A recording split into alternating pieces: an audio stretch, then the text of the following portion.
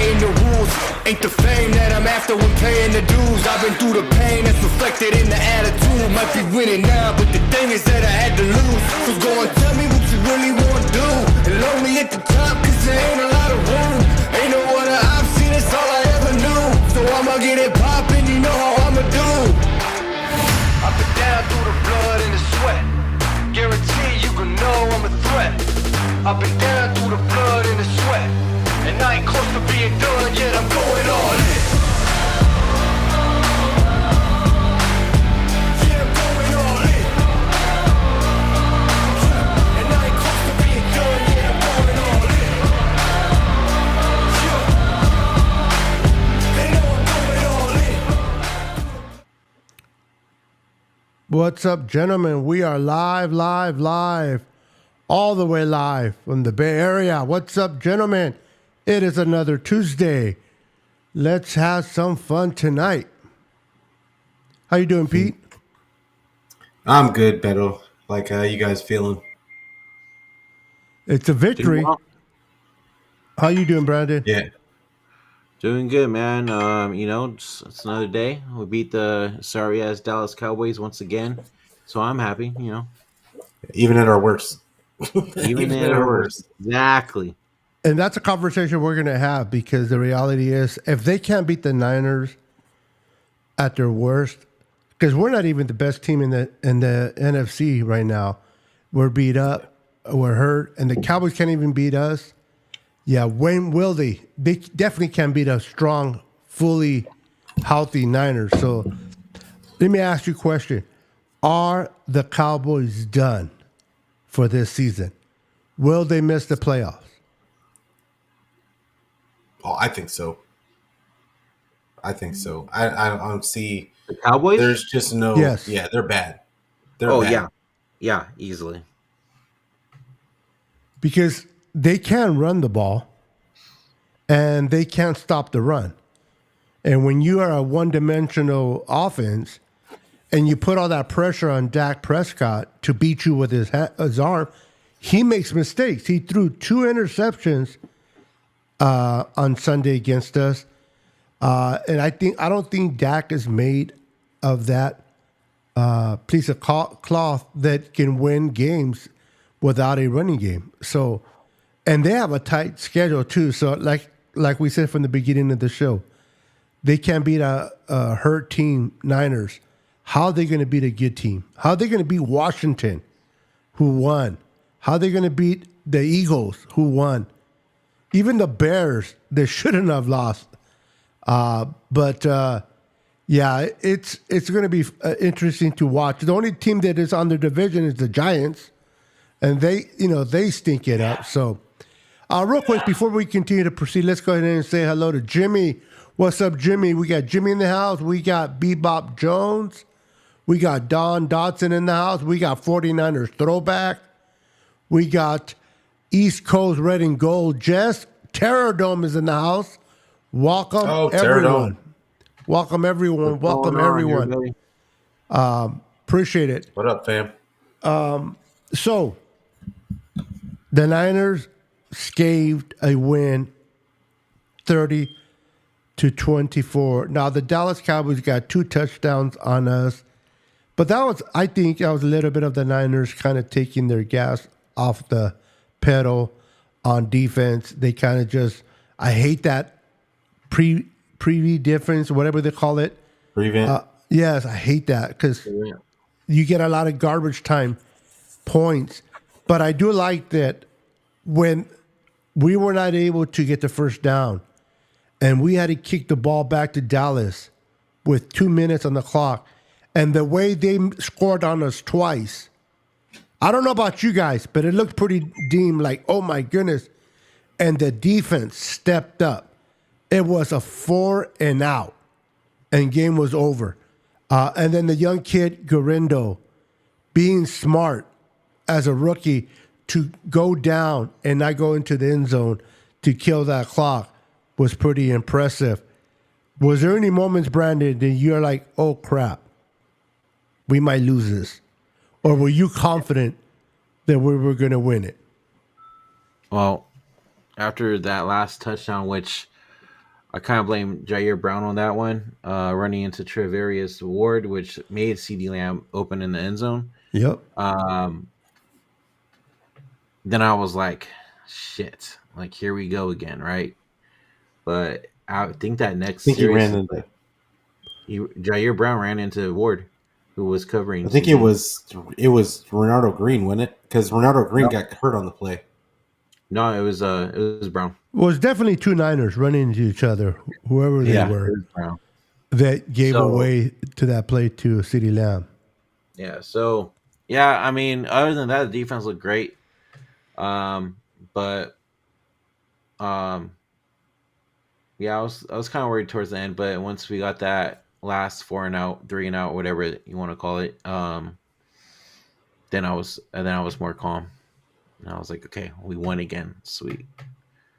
It was a must win for sure, you know? Well, I don't know if it was a must win, but a definitely crucial win.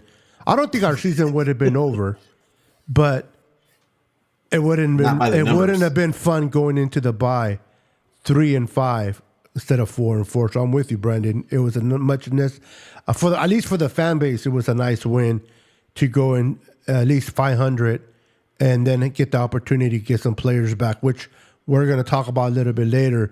There are players that are coming back from injury. But before we, because I want to lift up and pray and have a moment of silence for Shavarius Ward's daughter. Many of you already heard.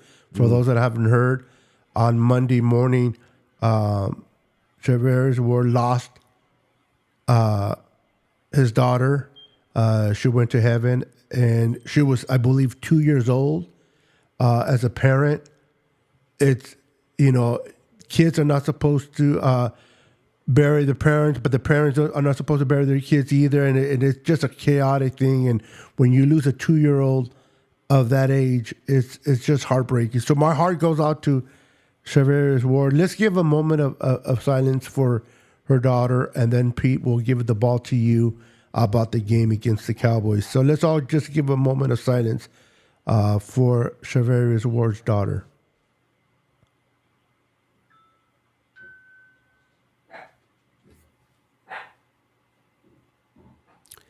Thank you. Appreciate it. And keep their family in prayer. Keep Ward in prayer, man. I can imagine that what he's going through. So with that said, unless you want to add a little bit to that, what was your feeling, Pete, on Sunday when the Cowboys started to make that comeback and they started to get those 2 touchdowns pretty easily? Was there a part of you at any moment of the time that you're like, oh, crap, there's an opportunity we can lose this game? Or were you truly confident saying, these are the Cowboys? They're always trying to come back. It seems like when there's pressure on Dak, he can't provide what they need. And when there's garbage time, he starts playing really good because the defense kind of back off. At any given moment, did you feel like we can lose this game, or were you confident enough that even though it got close, we were going to be victorious? I mean, of course you want to be confident in those situations, but I'll be honest. Keep it real, bro. Like I just saw it slipping. And I think if we didn't have as big of a lead as we did, it probably would have went the other direction. And I just think that they ran out of time. And honestly, they probably should have scored. Garendo would have scored on the one play, so it probably wouldn't have made such a difference. But yeah, the way the offense started just kind of sputtering out as usual, and honestly, it had really. I know people are making a lot of Purdy looked better in this game, and it's specifically in the second half, but the first half didn't look good. Again, no. First half looked horrible. It didn't look good again, and it looked like what adjustments were made, and I just keep asking. I keep asking the same questions, and people seem to just be happy with the victory, but we're looking for bigger things as Niner fans. Like, we're not looking for a regular season win against a bad team. against a bad team. Like this is, we shouldn't be happy with a small victory like that. We needed the victory. Absolutely. I'm happy that we got the victory. But we have to look forward, and if all we're counting on is some people to get healthy and we just have to overpower teams, and it's not about the execution, it's not about everything else that go the other all three facets of the game.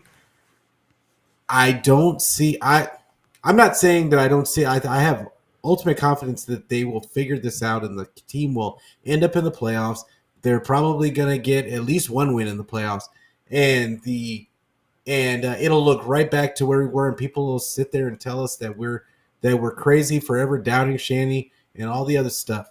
But I'm not going to. It's going to look at some point it's going to look the exact same, because you just can't.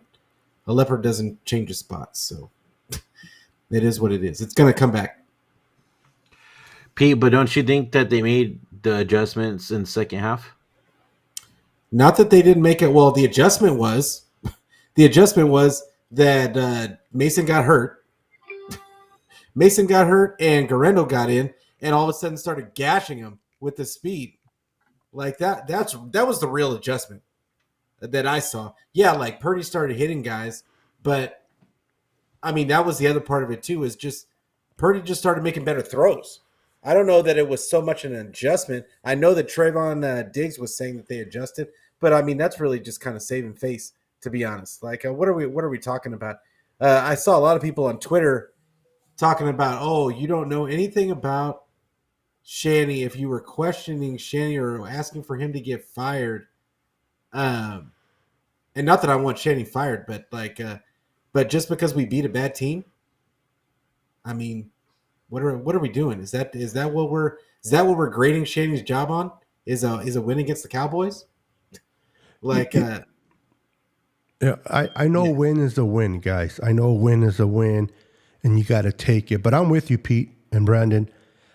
I was telling my wife, I'm not pleased. I'm happy that we won because we got a W. You got to stack up those dubs, but I'm not happy the way we won. I'm not happy the way we're performing. Yes, I understand we have injured players. Yes, I understand we don't have a full crew. I understand that, but this offense has not been playing what we're accustomed to. They start slow. Shanahan is trying to do all these different things that I don't know. It just seems like the year started. Shanahan found out that Christian McCaffrey was not going to be able to play, and he just crumbled. Like, oh my God, what am I going to do? I had all these ideas of how to use Christian McCaffrey, and now all that went out the door, and it seems like he's trying to catch up. And we started slow. Now, Brock Purdy made some bad throws, and it was on Brock Purdy, most definitely. On those throws, he overthrew behind Debo. A lot of those were bad ones. Bad ones, exactly. Bad ones. But he was able to regroup and readjust, and then he came out in the second half, and he kind of looked like Lamar Jackson out there running around for 56 yards. He still needs to get better, but when I went on Twitter in halftime, and I'm like, let go of Brock, trade Brock, and Brock is garbage, Brock is that, F Brock, all these things. I'm like, talk about emotional Niner fans. Yes, Brock played like crap. And if you want to see he play like crap, then you're within your right. He did. He stunk it up. But I don't know about you, Brendan. I don't know about you, Pete. Were you guys ready to get rid of Brock Purdy at halftime based on how he started? I wasn't. Absolutely not. You know how hard it is to get a quarterback? Yeah, go for it. I'm sorry. I thought you were asking. No. I'll get to you. You know how hard it is to get a quarterback? Everybody that still loves Trey Lance, he is the third guy in the depth chart in the Cowboys. Listen, they have Dak Prescott that they just paid $60 million per year, who sucks. Talk about getting a lemon. And they still won't start Trey Lance over Dak Prescott. That's how bad it is over there with him. People don't realize how good we have it with Brock. Now, did Brock have a bad game? Absolutely. But he came back in the second half, in my opinion, and redeemed himself the best that he could, and he got the win. Go ahead, Pete. When people talk about injuries, like this is my question, is where are the majority of the offensive penalties coming from? Yeah. Can you tell me? From the offensive Majority. line. It's majority of the offensive line, and like whether it be they're out of position or it's holding call. Okay, can we talk about how many people are injured on the offensive line? Yeah. 0. The tight end that got called 0. back for Debo's touchdown, I wish he was injured. Yeah, like I mean, for the most part, like and there's some one-offs like Kittle got a penalty. I've seen Kittle get a penalty. I've seen a couple of the receivers get penalties, but the majority of it holding calls, guys, illegal procedures, like a lot of that kind of stuff. It's not because the guys are hurt. Is my point. That's not the reason why this offense is out of sync. It's really, to me, it's just, I hate to say it, but it's really preparation. It's got to be preparation. It can't be anything else because because when you're talking about preparation, you're talking about being ready for the game. Yep. And executing, and that goes with preparation. So we can sit here and we can make every excuse for Shanny, but I would say a lot of coaches right now would be on the hot seat with a team that was playing like the 49ers are playing, coming off of a Super Bowl, and not really. I mean, their quarterback is still healthy, offensive line's still healthy, like they still got weapons. I mean, who are we kidding? Yeah, we don't have CMC, but still going the ball for 200 yards. I was about to say, going into the game, what's it called? Mason was still the number 2 rusher in the league, and Brock Purdy is I think he's like 3rd in most of the quarterback metrics. Yep. Like even after this game, like even though we call him struggling, I think the whole league is kind of struggling for really good quarterback play right now. I mean, we remember Pat Mahomes only got 154 yards against his defense the week prior. So I don't know. I look at this team and I think that we're lucky that there's a lot of teams out there that haven't figured it out. And they're still in the running. They're still probably gonna. It's even possible for them to have a good seed going into the playoffs. Right. And like I just think that they're lucky that this is kind of a down year for everybody right now. They're from week to week. Any random team is struggling. So there's a whole bunch of opportunity out there, and I think it's going to end up helping the 49ers in the long run. But they've got to figure out some of these issues, like the court, because it's not like we're getting subpar quarterback play on a regular basis. It's not like we're getting bad running back. We don't have any running backs. It's not like we don't have any weapons. Like we need to get this offense in sync. Like, and that starts with the offensive line, in my opinion. And I know that the offensive line hasn't played really that bad, but I'm talking about those penalties. I mean, we've got special teams gaffes. We've got then all of a sudden the defense that had been playing great for the first half. Then all of a sudden it's their turn to not play great and have a bunch of communication issues. At what point do we start looking at the coaching staff and saying, "Hey, where is the prep?" And that would be my question. I could see that for sure. Because I mean, we've been seeing it all season, right? Like a lot of the blame for sure has to do with the coaching staff, the way that the team's been playing so far, regardless of the injuries. Everybody gets injuries. We can't make that an excuse. At the end of the day, it's the next man up, right? That's how we always fucking said it every single season. It's the next man up. So, like you said, Pete, we could be pointing fingers at the coaching staff as well. You know? So. You know, just be happy, though, that we're not the coaching staff of the Bears. on that jeez. on that Oh Hail man, Mary. bro. Talk about I was crazy. watching. I was in the restaurant at the time when that was happening, and it was a sushi place, and like the whole place just erupted when it happened. But I brought it up And, yeah, because it was- you talked about preparation, right? You prepare. Everybody prepares for the Hail Mary. You know that you got to turn this into like a basketball where you got to kind of push back. You got to make sure you have maybe 2 jumpers. You got to have a guy in the back, and then you got your safety or corner, whoever that idiot is, waving to the fans and argue while the actual play is going on. Already. Yeah, that's wild. I saw that and I was like, "Oh my He's god!" off, and then he turns around and they're already running on the field, and he's like, And then he's the one that tips it. yeah, and he's the one to tip it, and you're And supposed to then tip the it head down. coach, He tipped it backwards, the head Brandon. coach- Yeah. the head coach is did you see that the head coach is petitioning with the league to possibly overturn the game because they said that there was a whole bunch of holding calls in that play. And They always hold on to Hail Marys, bro. Yeah. Referees I mean, always let it go. what are we talking? I was like, wow. Like, I mean, come on. Just take the L and just move on. And then Nobody was expecting y'all to do anything. Yeah. You're better than what people thought you were going to be. Even the coach said, we practiced this 100 times. I don't know if he should have said that because that made him look more like an idiot. You practice this 100 times, but yeah, you go blow it. You don't got that Washington guy was by himself back there. He wasn't even shocked that he caught the damn ball. He's like, "Oh crap, okay." And like Brandon said, he batted it backwards instead of down. Yeah, that was pretty good. You had the game won, and you got the moron over there waving at the fans, taunting the fans because he thinks he has a victory.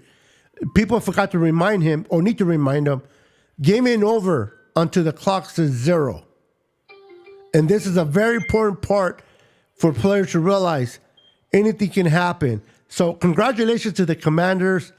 Jalen Daniels is playing really good football. But the Bears, man, that was embarrassing. I only brought that up. I brought it up because it happened, but because you're talking about preparation, they were not prepared for that spot. And not only that, but the play before.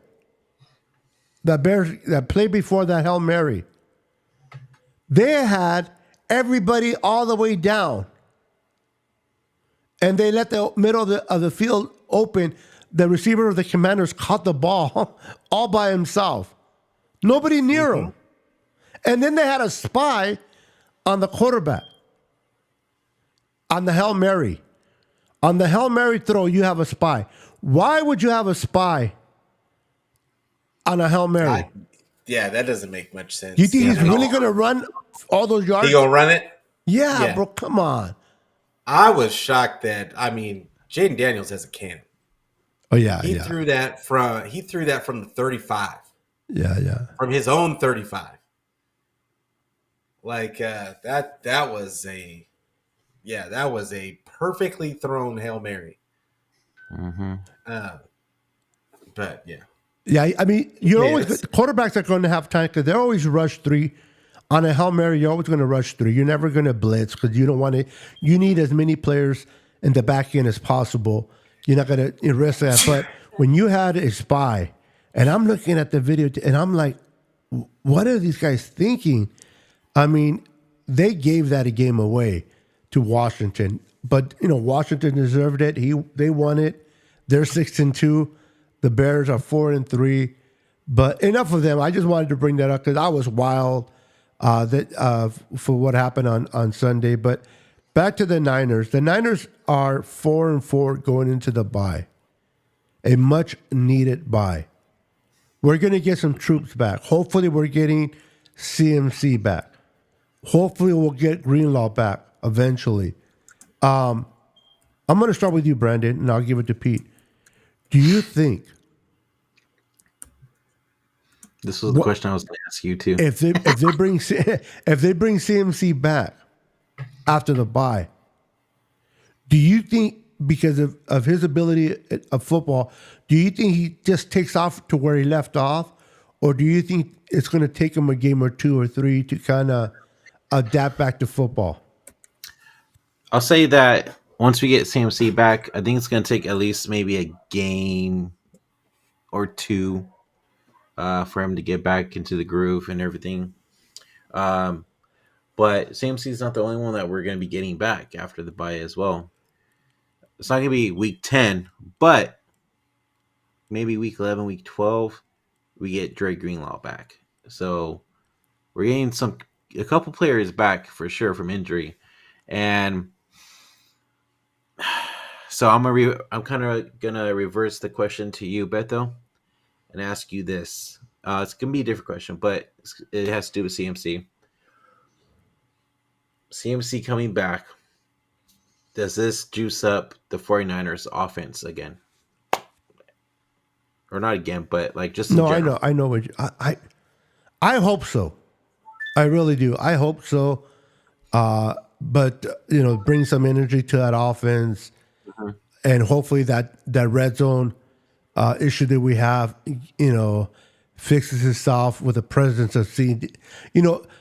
People may want to agree with me or not. That offense looks completely different in what they can do with CMC on the field, on how defensive coaches have to prepare for our offense. Whenever you have Christian McCaffrey, which is a true threat, he can burn you in the run, he can burn you in the catch.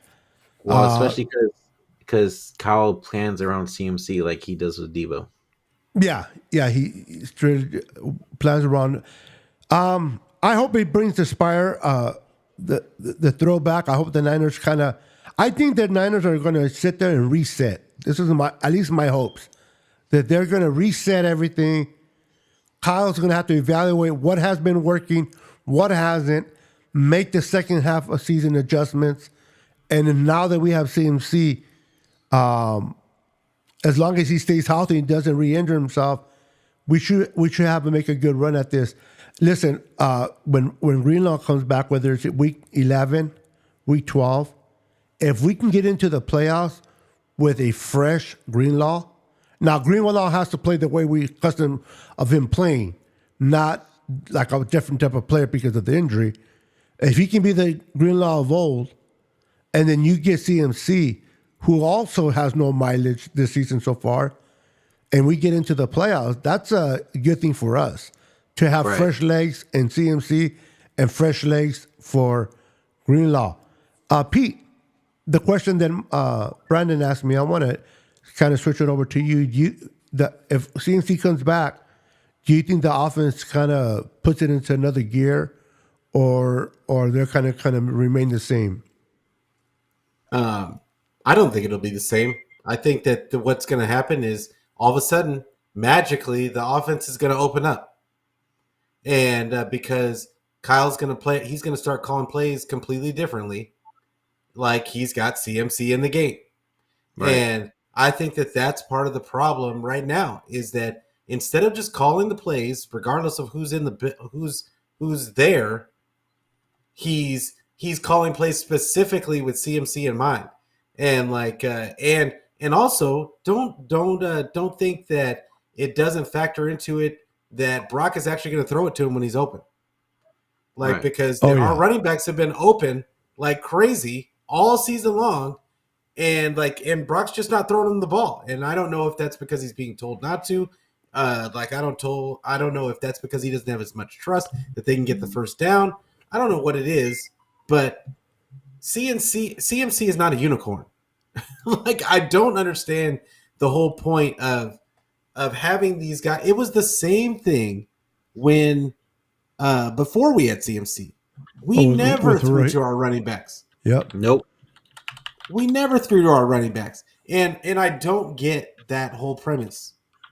Just because it's CMC doesn't mean that it's some magic that all of a sudden, CMC is so great at catching passes underneath and blah, blah, blah, blah, blah, and screens and all the other stuff. Give those other guys opportunities. But to answer your question, it's absolutely going to make a difference, because now all of a sudden the calls are going to be different. And Kyle's going to have, at the very least, more confidence in calling those screens and underneath plays with CMC out there. Yeah, and I don't think the defenses are going to be putting 8 and 9 in the box anymore with CMC there because they don't want the opportunity where the CMC can get behind that linebacker and you could throw a screen to him and he's going to burn you. So I think you're right. I think you guys are right. This offense will be different. Now, real quick, we'll stay on CMC a little bit. Talking about running backs. Jason re-aggravated his shoulder, Mason, and didn't. I think he could have came back if we really needed him, but because of the fact that Isaac Guerrero kind of started to show that he's feeling more comfortable in this offense, I want to get Pete. We'll go start with you. What were your thoughts of Guerrero's performance after he started to feel himself in that offense in that game? I mean, I thought that this is when I was talking about him before the season and we were talking about the draft and all the other stuff. This was the same stuff that I said about him at the time, was I thought he would fit in this offense. He's a one cut and go type of guy. And he has the speed to hit the hole on those wide zone plays. All we had to see was, could his vision improve as a runner? And he seems to be getting better every game. So, and he's got the speed to, I called him before the season, I called him a space eater. You don't realize how fast he's going until he's already on you. And that he's one of those guys. And you think that you have a lot of space but the one thing that he doesn't have is he doesn't have a lot of wiggle. He's just a true one cut and go downhill. Guy. He's a downhill runner. Yeah. Yeah. He cannot. He is not gonna juke a guy out of his socks to once he's going in that direction, and he's gonna run you over. So he's not gonna break many tackles. No, but if he gets past second base, he's gone. Yeah. If he catches an angle, you're if he beats your angle, you're done. Because he's gonna get big chunk yards just because he's got that speed and he seems to be really good. It gives them the ability to run the wide zone the way it's supposed to be ran. And because as much as I love Mason, he's not fast enough to get out there on that edge quick enough. The whole team is already out there already. And it looks great when he runs and with the physicality and runs through guys, but eventually teams are able to key in on that. You can't key in on speed. If you get out there, and this whole offense is timing based. If he gets out there on that edge on time, it's going to be really hard for defenses to really catch up with that run game. Yeah, real quick, guys. I just want to make a correction here on Tommy Huxley. Welcome to the show. Does it look like I hate any type of food? You hate tacos? Does it look like I hate any type of food? Listen, round is the shape too. So I'm feeling this shape pretty damn good. So let's go, Mitch. I love all type of food. So I just wanted to correct Tommy on that. Go ahead, Brandon. Go ahead. Fill in your thoughts, bro. No, I feel like JP Mason, I think it's still a stinger with his shoulder. I think he'll be okay still.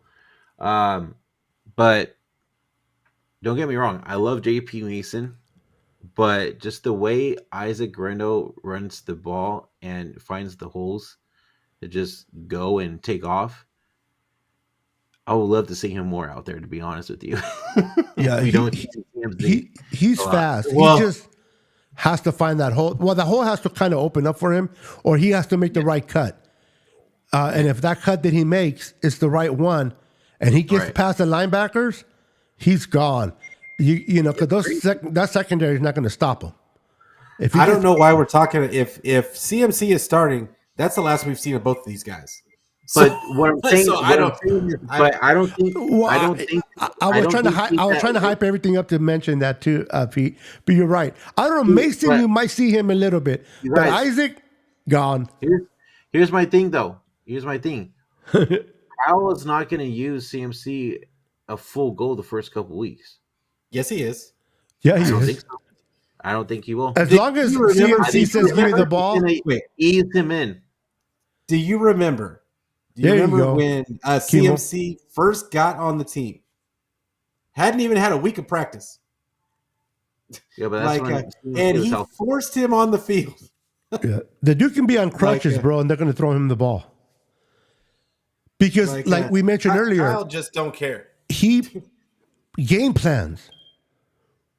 You said it too, Brandon. He game plans with CMC like he does Debo. So They if said he Debo was gonna be on a gets pitch that count, too. piece, if he gets that piece out there, he's going to use him. And now, to Brandon's point, is it smart to use him? Absolutely not. But we're talking about Kyle now. We're not talking about what's smart and what's not smart. We're talking about Kyle. Kyle will use him, even if we think they should put more of Jordan Mason and Garindo to kind of ease CMC in. But CMC starts catching the ball a little bit, and he starts getting more comfortable in the game plan. Garindo's going to be sitting down with the cheerleaders with the pom-poms. Because We might all die tomorrow. Oh, wow. That's what, a little dark. That's there, what bro. Kyle says. That's what Kyle says. We might all die tomorrow. Yeah, So- we're not guaranteed we'll be here on Sunday. Yeah. So it is what it is. This might be our last game. So that's the way he feels about it. He did it all last season. CMC had like a record amount of carries. Like everybody kept asking him, do you have any plans on like giving him a little bit of a nope, not gonna do it. I'm gonna keep feeding him the ball 30 times a game. Last year the conversation that we were having, correct me if I'm wrong, they're giving the ball to CMC all the time because they don't trust Mason. Kyle doesn't trust Mason. You're blah, blah, blah, right? Well, Mason has been shown that he can be trusted. Garindo showed that he can be trusted. So now, if Peter is right and Kyle does not allow them to play, because it has nothing to do whether they trusted these guys or not last year, he's infatuated with CMC, and the only running back that he sees, you know how they say when you feel dizzy, you see three people? It says hit the one in the middle. He can see Garindo and he can see Mason, but he's always hitting the one in the middle, which is CMC. And that's Kyle for you. And I don't like that about Kyle. Definitely don't like that about him, but he is, and that's what he does. And you What's know up, that Papa they'll J? ask him after the game. You know that they'll ask him after the game, hey, like, do you think you should have rested? Do you think CMC should have gotten all this? You're like, hey, we're just putting the best players. He's healthy. Yep. So, like, we've got to put the best players out there to win the game. He won't play next week, but he was healthy. Yeah. It's crazy. Yeah, it is, bro. I will say this about Garindo. Like, be careful in crowning him just yet, because, and I think a lot of people, it's a person has a good game, and then we all rush to crown him. And I like Garindo from the beginning. But I think that the Cowboys were a good matchup. They were the worst team in the league in run defense. Yeah, they can't stop anybody. So let's not base Garindo's coming out party on Dallas. That is true. That's a good point. And that's not a good measuring stick. Yeah, the very next game it could look terrible. I mean, Tampa Bay is not doing so hot this season either. But no. But at the same time, just be careful what you ask for, because then in the very next game it could not look so hot. Just depending. It's funny you say that, because you're right. Dallas can't even stop Ezekiel Elliott in practice, and Ezekiel Elliott can't run for nothing. We can run faster than Ezekiel. Right. So, that's a valid point. Purdy ran for the same amount of rushing yards as Dallas did as a team. No more. Yeah, that's the one where he faked out the spy was the one that got me. Oh, yeah. The guy was supposed to be spying him, and he fake pumps the one way and then got the guy to completely jump in one direction, and then he runs the other. It was hilarious. Yeah, that's the guy that was supposed to be on our team. this year. And Oh, decided Kendricks? he decided to go to Dallas. That he got, which was I thought it was good. I think the biggest reason why he didn't come here is because we already had Devondre Campbell. No, we did not. We had to get him because this dude decided to go Oh, to maybe that was Dallas. it. What hindrance was, he knew Greenlaw was coming back eventually, and he might have lost his spot. That's what it would be. In Dallas, he is the main guy there. So from that perspective, because he's definitely not taking over for Fred. Yeah. You know what I mean? So, and he doesn't play the other position, the other linebacking position very well. Yeah. So I think that was his thing. Now he didn't realize how long Greenlaw was going to be out, but anyway, he's there. We don't need him. Not well. You know what? I regress. Anything would be better than Devondre Campbell. Yes, That we guy do need is him. just We do terrible. need him. Yes. That guy is Yes. terrible. Yes, I would have needed Hendricks. Yeah, that's why when I said it, it kind of registered my brain. I'm like, what are you talking about? Anything better than Campbell? And you know what? It's not even Campbell's fault, man. The guy's up there in age. He lost a lot of speed. They offered him a paycheck. Who in their right mind is not going to take a paycheck to start for a team? I don't blame him. Exactly. I don't blame him. I blame But that John and Kyle. It's hilarious that every team is motioning their guy to get a matchup against him and just burn him on the pass, though. It seems to happen like every other play. And I think that's going to be a big factor when Greenlaw comes back, is that teams won't be able to do that anymore. Yeah, exactly. That's a lot of plays. I mean, just think about all the plays. I'd be interested to see the stat on how many times Devondre Campbell is targeted in the game. It's terrible. And like how many passes that he gives up. Because it's got to be a significant number. Oh yeah, it's up there. If you put him next to Fred Warner, you can use that analogy. This is Fred Warner when you're sober, and Campbell is when you're on drugs. Do not do drugs, kids. And it slows you down. And again, I don't blame him, bro. But hey, real quick, let's talk about our secondary for a minute. Let's get a little excited about our secondary. They starting to find a groove now. Charvarius Ward, and now we understand why. Why his mind and his head wasn't really in every game when you're dealing with your daughter's sickness. It is what it is. He had some injuries too. He had 2 injuries as well. But Lenore's been playing good football. Malik has been playing better than Brown. Brown's been okay. Jair Brown. I like Mustafa's played a bit more, and Ronaldo Green has been playing good football as well in his first year. He's hurt, yes. Hopefully, he's day-to-day, so he should be back. But I do like what we got in our secondary. And once Hufanga comes back, and I think he's going to be another one that'll be back after the bye, which will be, be good for us. If we can just continue to stack wins, and once we get Greenlaw, I know people are going to say once we get CMC, it's going to take off, and I hope so. But I think, to me, the player that we really need to come back is Greenlaw on defense. That defense does not look the same without Greenlaw. And if Fred Warner wasn't there, it wouldn't look the same either. But he is there, but he's only one man. The pass rush, people don't give the pass rush credit enough. They're like, they're not putting pressure because they're not getting sacks. They are bringing havoc on the quarterbacks. But if the quarterbacks are getting rid of the ball in 3 to 4 seconds, what can the damn defensive linemen do? You got to deal with the offensive line first. And then when you get away from them, if they get rid of the ball, it's hard to get to the quarterback. But if you bring pressure, if you disrupt the quarterback, if you make sure he's not going through his reads, that to me is just as important than getting sacks. Now, do I want him to finish and get a sack? Absolutely.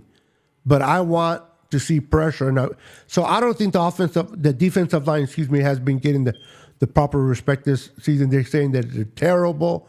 Bosa's terrible. Does he have 7 or 8 sacks by now? No. I don't think he's been that bad. Let me know if I'm completely wrong on this, guys. Go ahead, Brandon. No, I agree with you 100%, Beto. Just I think Bosa. We just got to come to a conclusion that Bosa will get the pressures and everything, but he's not going to be as crazy as TJ Watt is, right? So I'm honestly fine with Bosa getting more pressures than sacks because it actually forces the quarterback to throw the ball faster, right? Or kind of scare him a little bit, right? If he can do both, even better. But even better, exactly. But if he can't, as long as he get the pressure going and a lot of, I'm not saying this game it happened. I love Bosa, but he's not TJ Watt, bro. He's not Max Crosby. He's not. Since he's gotten paid, he's digressed, and a lot of players do after they get paid. TJ Watt has got him better. But I know. Watt, except for TJ Watt. TJ Watt's just a freaking He's guy. an outlier. Yeah, that guy. That guy's a freak. I'm trying to look up the size. As you look saw. Okay, go ahead. What I saw on what I'm seeing a lot of is him getting chipped and then hit by somebody and knocked down. He got washed out. Yeah, grabbed, tackled. But he's getting knocked to the ground a lot. Yep. And they're not calling it either. I'm wondering, they're not going to call it, but I'm wondering the size difference because I know Nick Bosa is 266 pounds and he's 6'4". What is TJ Watt? How big is TJ Watt? I think they're about the same. As you look it up real quick. Because it's weird to see. No, he's actually lighter, but he plays from that outside linebacker spot. TJ's bigger? TJ's lighter. Yeah, that's what I thought. He's lighter than, but you don't see him getting thrown all over the place. And maybe I need to watch more tape and see if I see that as much. But no, he does. He does. It's kind of crazy. Like I will say this about Bosa, he just doesn't stop coming even when he's double, triple teamed.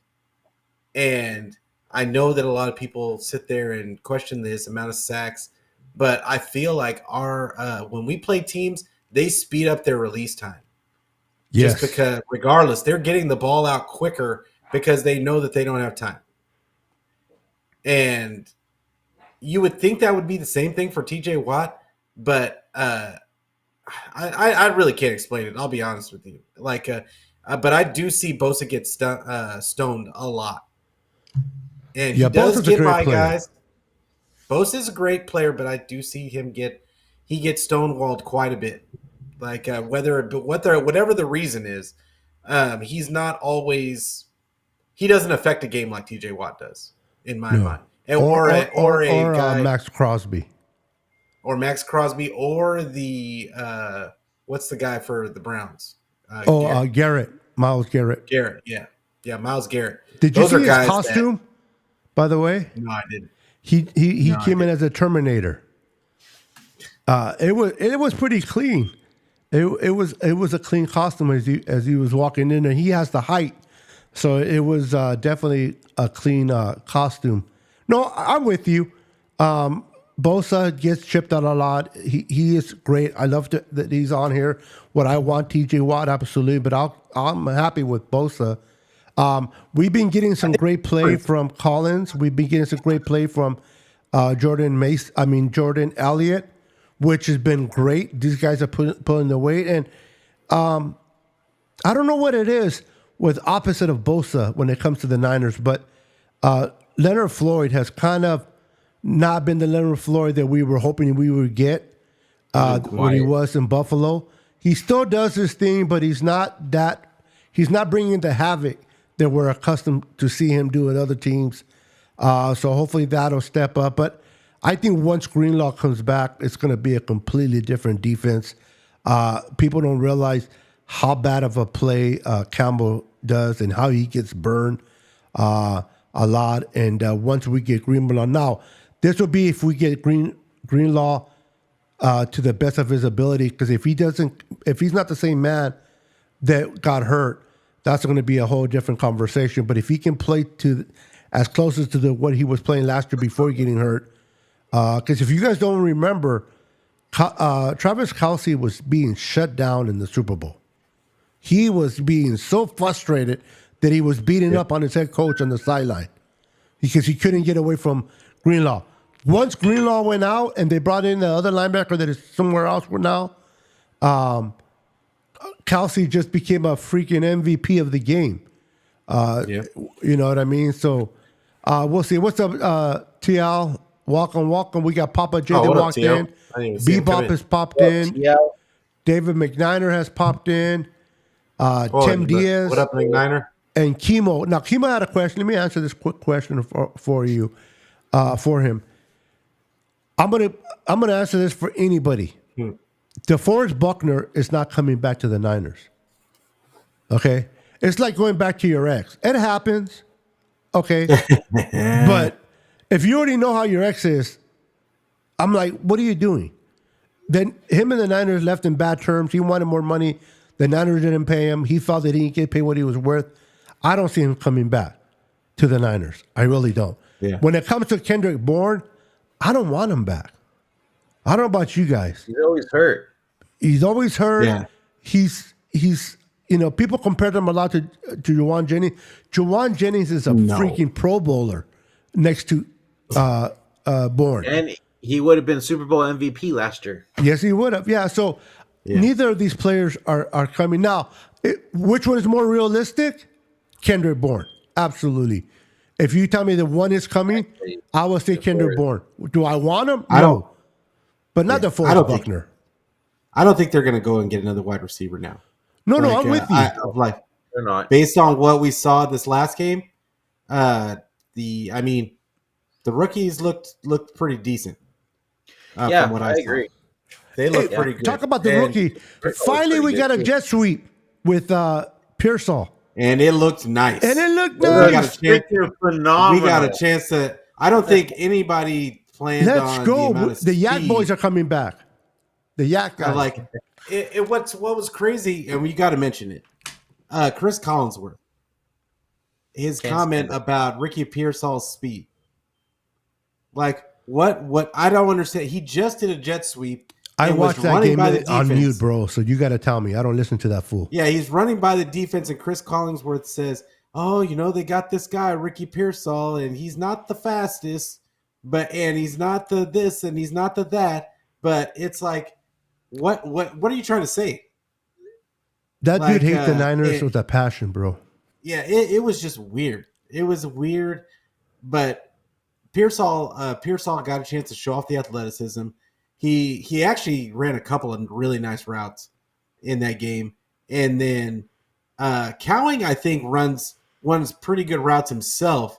He just doesn't get a lot of opportunities.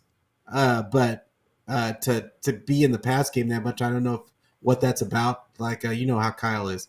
But I think after the bye, Jennings will probably be back by that time. Then they'll have him, Debo, Cowing, and Pearsall, and then you still got Bosa. So, how many wide receivers are the 49ers really going to use? And they still got Conley, and so I don't see them bringing. No, Conley got hurt. He might not play this week. Next week. He's got to buy. Nobody's going to play this week, actually. But yeah, he's got to buy. So, and they still got the other dude, Go Blue. I can't remember what his name is. Don't even mention Ronnie him. Bell. Oh my God, you mentioned him. Well, he played. He shouldn't play. Okay, well, they're not gonna trade for somebody just. No. I'm with you. I'm with you. You know what? I stand corrected. I would take Kendrick Bourne over Ronnie Bell. I would. At least he can catch the ball. The problem with Kendrick Bell, he'll catch the ball 1 week and miss 3 weeks. So, no, come on. And Ronnie Bell plays every week, but he catches the ball only once, so it's kind of even. But he blocks. Yeah, he blocks. He blocks. He does, and he's not bad at special teams. I don't know. He had really good hands last year. I don't know. I think he just forgot how to how to catch. Maybe he focused too much on the blocking that he forgot how to catch. I think the only thing that they need is somebody on the defensive line. They just need one more person on the defensive line, and I don't even think it has to be an every down type of person. I think it's just a rotational guy. Right. I saw Brad bring up Calais Campbell. I saw what's his name? BD Peacock bring up was it Zaire Smith? Zaire. They should have got that guy Deontay, the one that went to the Ravens. That's what they should have got from the Panthers if they were going to get a receiver. But yeah, they're not. But they're he's not a Shanny type. He's not a Shanny type. I know that everybody gets enamored by all these flashy receivers, but that's not a Shanny type. There's a specific type of receiver that Shanny likes, and he's not a Shanny type. He's not gonna block. Yeah, if you don't block, you don't get the rock. That's just at all. Yeah, you don't even get to play. You don't even get to try and get the rock. What do you think, Ronnie Bell? As bad as he is in catching, he's at least out there. Why? Because he can block, and because he can block, he'll get his opportunities to try to catch the ball here and there. Right. Guarantee you, Ronnie Bell's not blocking. We would not be talking about him at all. That dude would have been like, no. Is he still on the team? Danny Gray could not block. That's why he's gone. So see. The Niners go on a bye as we come closer to our hour. The Niners are on a bye. They're getting rested. They're going to come back. We're going to face a team in Tampa Bay, and we'll have next week to talk about it in depth since we're not having a game this weekend coming up. They may possibly be. I know they're going to be for sure without Chris. One of the receivers. They may be without both of the receivers when they face us. So that'll be an interesting game. At this point, Chris Godwin. Yeah, Chris Godwin. Because I knew Chris, but I was thinking Chris Conley, and I knew it was a Conley, so I couldn't. You started to say, I thought you were talking about the Niners. No. I was talking, the one you mentioned, that's what I was going to talk about. But Thielen is hurt, Brad. He is hurt. He's on IR for the Panthers. So there's no reason to bring someone just to put him on an IR. Unless he got miraculously healed that I'm not aware about. But, yeah. Brian Burns, he just went to the Giants this offseason. I don't see the Giants getting rid of him after. That's a lot of dead money. Yeah. So this is the thing. If we can be honest, there's a lot of good names out there, but you got to be rationally and look at everything. Like Brian Burns is a good fit if he was still with the Panthers. Then we can talk about getting him. But he went to the Giants. Pete made a very good point. The Giants get rid of him. You know how much dead cap money they're going to have to pay? They're not going to get rid of him like that. So it's just not happening. So whatever players... They gave him a new deal, right? They did give him a new deal when they went. I think so. Yeah, they give him a new deal. So there's a lot of dead cap. So you got to keep that in mind. There's a lot of great players out there, but you got to realize, is it worth the team getting rid of? And probably not. So I'll be honest with you. I'll be shocked if anybody comes by next week. Next week will be the end of the trade. I don't think anybody will be brought up. I think this Niners. I don't think they're going to trade. Yeah, they're not going to give assets. They're going to wait when teams, when teams eventually let go, not randomly, but when the deadline to release players and all that kind of stuff, when that starts coming up and gets closer. Inevitably, a whole bunch of veterans are going to get released off of bad teams, and that's when I think the 49ers might strike. Okay, Brad, depending on where they are. Thielen has been practicing, so okay. Yeah, I still don't want him, but listen. If we bring a receiver, we're taking it. We want to see what we gave a number 1 for Parcell. We gave a 4th round pick for Jacob Cowing. We got to see our guys develop and play more. You start bringing receivers from the outside, you're taking away from the how many amount of balls they're going to get. I think at this point, just run with what we have and go. Now, if we lose more injured, that can be a whole different situation. But I think we're covered pretty good at receiver. I don't think anything. I think if there was a position that we need, but we're not getting it by next week, it's a pass rusher. So at this point, we just got to go in. We're getting Greenlaw back eventually. We're getting CMC.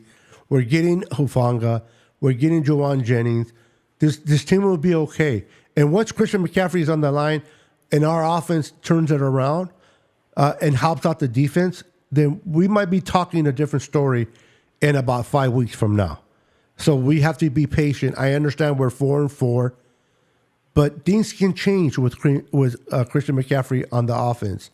Maybe that's the confidence that Shanny needs to call his plays. We don't know, but we'll find out. We'll find out because we have Tampa Bay. Who do we play after Tampa Bay? You guys know? After Tampa Bay, we play. Oh, it's a big game. I know. Buffalo and Packers are in there somewhere. Yeah, I think it's Buffalo. Buffalo, I want to say yeah. it's Buffalo. I gotta look. So we have Buffalo in there. We have the Packers, and those two teams are back to back. If I'm not Oh, mistaken. it's the Seahawks. We have the Seahawks. Okay, well, that's a we good have thing. the Seahawks. Yeah, we have the Seahawks. Then we have the Packers after that, And then Buffalo. and then the Buffalo. Okay, okay. So it's gonna be a stretch. I'm glad if we're gonna face Buffalo and the Packers, I would rather do it, guys, with CMC in the lineup than without him. Yeah, if I with can a be couple honest. of weeks, with a couple of weeks of playing time. Yes. Yeah. So before we get out of here, I'll start with you, Brandon, and then I'll give it to you, Pete. What do you got going on in your channel, man? What are you doing? And let us know how they can find you and follow you. So Niner Fanatic Podcast. I will be Brandon. on Thursday. I'm still going to do. Hold on. Okay, I think Pete forgot his name. So we're going to go with Brandon and then Pete. And Brandon starts talking. Okay, And I'm like, what? got you. No, go ahead, Pete. You go now. Okay. So Niner Fanatic Podcast. Even though we don't have a game this week, I'm still going to do my show on Thursday, and we're going to talk about just some things that I feel that the 49ers could do going into the bye that could help them going forward, because really what we need is them to come out on fire coming out of the bye, and they just some things to look for. And then so I'll be doing my show on Thursday. And then I probably won't do another show until that Tuesday. I was supposed to do an instant reaction show after the game, but I've been sick all weekend, so I'm just now being able to breathe. So it's but yeah, I'll be doing the show with you guys, and then I'll have another show on that next Thursday. But Niner Fanatic Podcast. I'm on YouTube. I'm on Twitter. I'm on Facebook. I am on Twitch and anywhere where you can get your audio podcast. I don't care where you get it. Just get it. Just get it. Go ahead, Brandon. Where can they find you and what you got going on? All right, so later this week, I'm hoping to get a show going with the boys to go over the Cowboys game again, this time with my crew. But if you guys haven't yet already, please follow me up here, Twitter, YouTube, TikTok, Facebook, Instagram. And then if you guys don't want to see this ugly mug, you can listen to the audio portion on all your audio podcasting, Spotify, Apple Podcasts, iHeartRadio, Sirius XM, all that good stuff. But yeah. Right on. That's where you can find them, guys. And for myself, on Tuesdays in the afternoon, like today, we go live, all three of us, every Tuesday, 6:30 Pacific Standard Time. And then on Thursdays, myself and Jess will go live at 5 p.m. Pacific Standard Time, Jess from the East Coast, Red and Gold. So make sure to join us. And then periodically in between, depending on what's happening with the Niners or if I'm bored, I will go live. So make sure to have the notification bell on. With that, we want to thank each and every one of you for hanging out with us for an hour. You guys are amazing. Thank you for supporting the channel. Thank you for supporting Pete. Thank you for supporting Brandon. We appreciate you guys. You guys are the true MVP. Remain faithful. Enjoy this weekend. We're not going to win, but we're not going to lose. So let's have some fun watching some football. And we'll see you guys next Tuesday at 6:30 p.m. We're out here. Peace. Go Good night, Niners. everyone. Go Niners.